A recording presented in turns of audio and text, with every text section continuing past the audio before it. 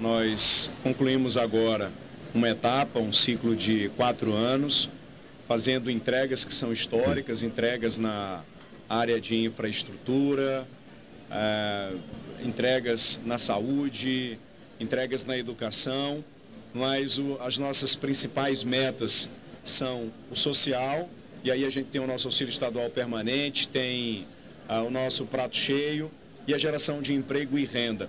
E aí a gente tem a proteção da Zona Franca de Manaus, nós não abrimos mão desse modelo, mas também tem as outras matrizes econômicas que a gente tem fomentado. O gás natural é um exemplo disso. Boa noite, governador, presidente Roberto Cidade, vice-governador, deputados, parabéns.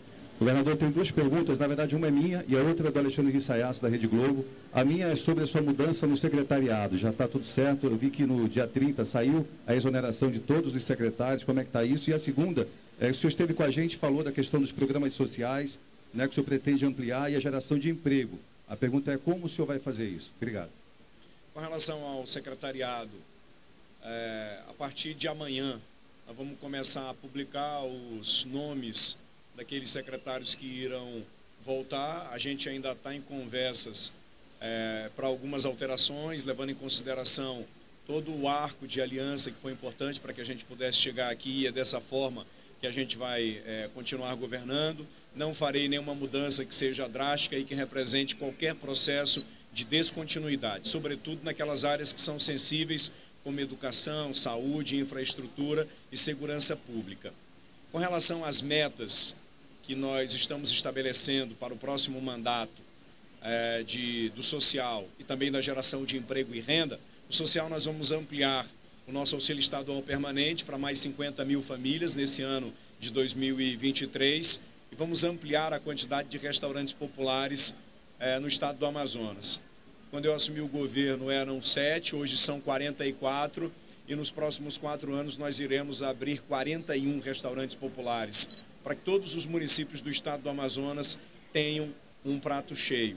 Na geração de emprego e renda, vamos trabalhar para a atração de novas empresas, criando esse ambiente favorável para que elas possam vir e investir no estado do Amazonas e fomentar as matrizes econômicas que a gente entende que o estado do Amazonas tem um potencial muito grande, que é a questão do gás natural, que já está acontecendo.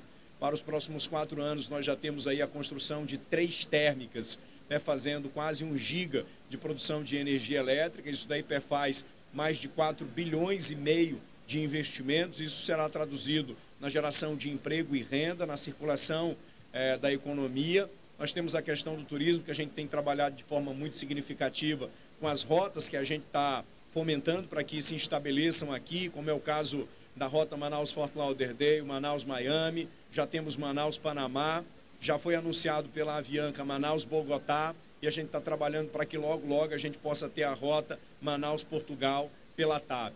Estamos trabalhando também na questão da bioeconomia com a concessão florestal, com a venda do crédito de carbono.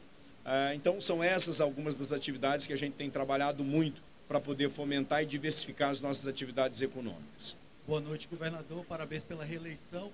Queria saber qual é a diferença do Wilson Lima que está assumindo hoje para o Wilson Lima de 2019 e se seu governo já tem uma relação ou aproximação com o governo federal de Lula. É claro que hoje eu sou um homem diferente. Claro, melhorei, aprendi, muita coisa eu aprendi na marra, mergulhei muito na máquina pública para entender o Estado, visitei todos os municípios do Amazonas para conversar com a população e entender de que forma é que a gente pode avançar para melhorar a qualidade de vida de quem tanto precisa. Amadureci muito.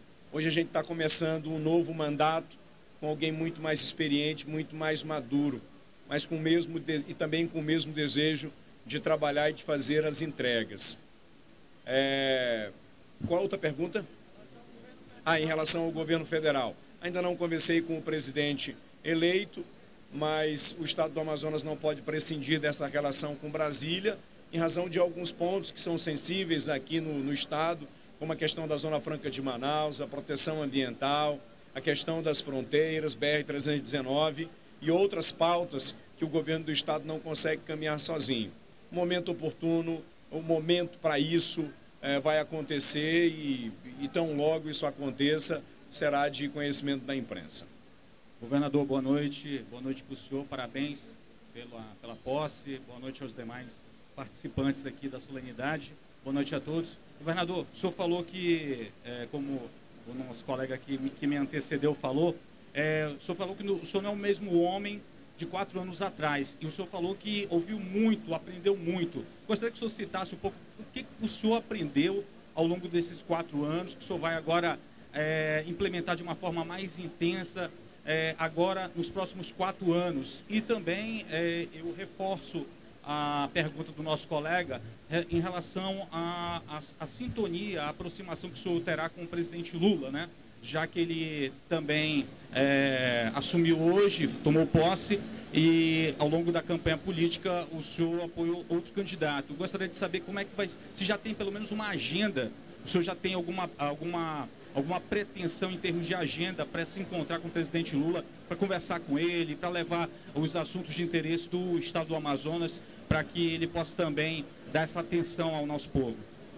Eu ainda não tenho nenhuma agenda marcada com o novo presidente, mas a gente já tem alguns encaminhamentos em algumas áreas em que o União Brasil, inclusive, assume algumas pastas que é o partido do qual eu pertenço. Então, na área de comunicação, por exemplo, com a expansão da nossa TV Encontro das Águas, é importante essa participação do Ministério das Comunicações.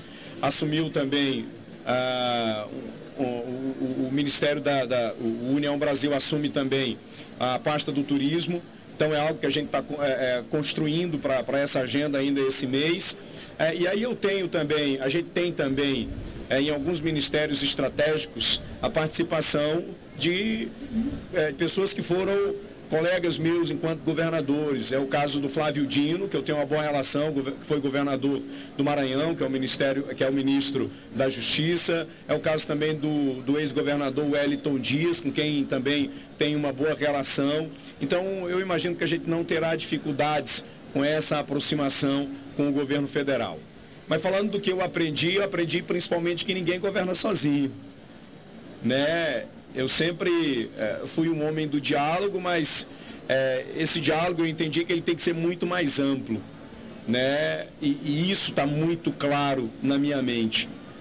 E por isso que a gente conseguiu, inclusive, fazer essa construção para esse processo eleitoral agora de 2022, da união da maior quantidade de partidos aí, 10 partidos estiveram conosco nesse projeto. Tenho conversado muito com o presidente da Assembleia, tenho conversado muito com o prefeito de Manaus, com os prefeitos do interior, enfim, com todos os poderes para que a gente possa fazer as entregas que são importantes. E essa necessidade de união, entendendo que os poderes são independentes, mas eles precisam caminhar de forma harmônica, teve muito presente durante a pandemia. Cada um naturalmente na sua área, mas todos com um único objetivo, de encontrar soluções para esses problemas. E os problemas que a gente enfrenta na cidade de Manaus e no estado do Amazonas, eles são de todos, entendeu? Não tem um salvador da pátria ou não tem uma única pessoa que vai resolvê-los. A gente só consegue resolver se a gente estiver junto. Eu não consigo caminhar, por exemplo, eu não conseguia caminhar com o auxílio estadual permanente se eu não tivesse a ajuda da Assembleia Legislativa aqui do Robertinho, junto com os deputados, para aprovar o projeto. Eu não conseguiria dar outros encaminhamentos, como a redução de imposto de medicamento, querosene e gasolina de aviação, para a gente poder ter outras linhas, enfim. A gente tem que caminhar de forma harmônica, então isso está muito claro na minha cabeça, de que a gente precisa de parcerias para poder resolver esses problemas. Boa noite, governador, vice-governador, deputados.